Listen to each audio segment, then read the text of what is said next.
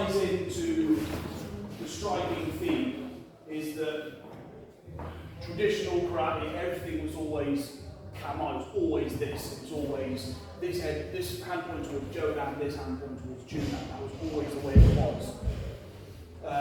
Sometimes you see videos of competitions and they break the rules a little bit, the hands come down a little bit, and then as they come in, they get a little bit close. But we're considering that we're going into punching range, your hands need to come higher. I think there needs to be more thought into drilling that in as a soft skill. Okay? So just a quick little back and forth. It's not exciting, but it's going to be hopefully helpful to remind you where to put your hands based on how far away you are. Okay? So yeah, we've been doing this.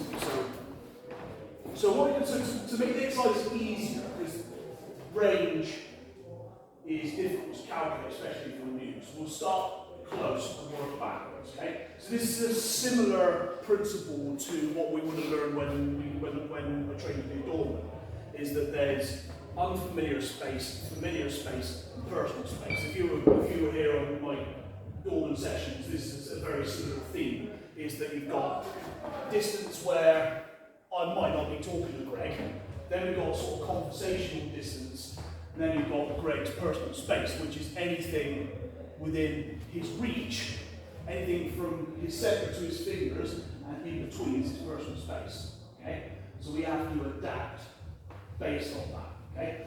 My example of the consideration for working with doors, that's more of a conversational consideration. It's more about things like, if I want to talk to Greg, that this is acceptable, but this isn't.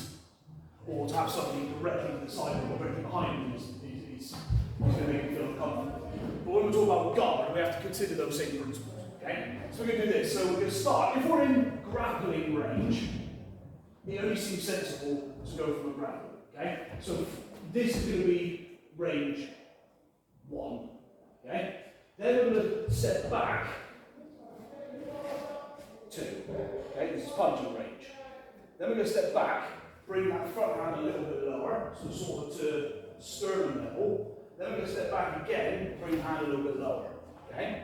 Now you're probably looking at this and going, this is ridiculous. Well, of course, I don't need to have I don't want to waste energy in my arms if I don't need to.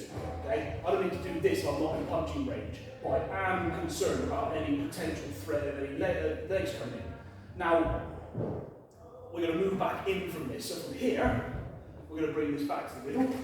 So the other hand will stay by the side of the head. So me and Greg have discussed this, and this seems to be an appropriate drill for this. And whatever the front hand's doing, the other hand stays by the side of the head. Then we come into punch. This is punching range. This is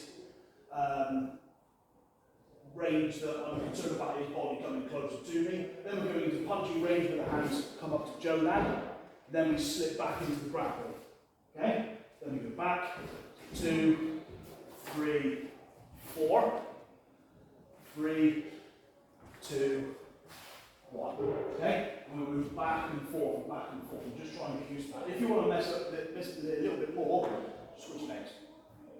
That's going to make it even more fun. Okay? Hopefully, and with a drill, it's called a drill for a reason. You do it again and again and again and again, to the point where it becomes drilled into your mind, so that you will instinctively, when we come to do a bit of sparring at the end, you will naturally do this. Is that he's not so much of a threat to me at the moment. Here he's a little bit. He's definitely a threat here. Don't forget, if you're in punching range, it means your head is at threat here, so I need to protect it. If I get any closer than that, I'm going into grappling range. Now, karate dictates that you shouldn't actively go into a grapple. We understand that. Okay? Your instinct should be, we're not talking about competitive karate or competitive martial arts, we're talking about this fight's kicking off. My instinct is not to go like this. Believe me, for a lot of people it is, it's a bad tactic. If fights don't go people's ways, that's where they tend to go to. Okay? This is just a drill to help you to understand that if you get into punching range, like a punching guard, if you're coming into grappling range, slip yourself into an appropriate position. Okay? Everybody happy with that? If you're not, put your hand up and I'll come and give you a hand. But what me and Greg have been consulting is whatever that hand is doing, keep the other one by the side of your head. Okay? Sit there, okay? Off you go. That's a robotic and formal exercise, just to give you a literal, like if this was a diagram, it would be a bunch of circles within circles, and you're moving yourself in and out of that core. So we're going to do exactly what Greg was saying and relax it now before we play with it at the end. So what we're going to do now, I mean, mirror literally what Greg was saying. So this time, I want you to move around. I want you to change guard based on how far away you are. Doesn't matter what leg you've got forwards, you can switch. So if we're like here, good, bring the guard up, bring the guard up. And at some point, initiate a clinch. Okay, then push it off, then come back in, then change the guard accordingly. Okay, so be a little more playful than that. Okay, so you don't have to go in and out and in and out and in and out, but just assess the situation. Yeah, this far away, do that. Maybe you'll go in a bit and come back out. Maybe I've got a tactic, Greg has a tactic, I think I'm going to go back, but Greg goes forward. Oh, okay, right, I've got to change the guard accordingly, or maybe you both decide we're going to move in, forward and straight in for a clinch. Okay, maybe push back to this again. I don't want to see any of that.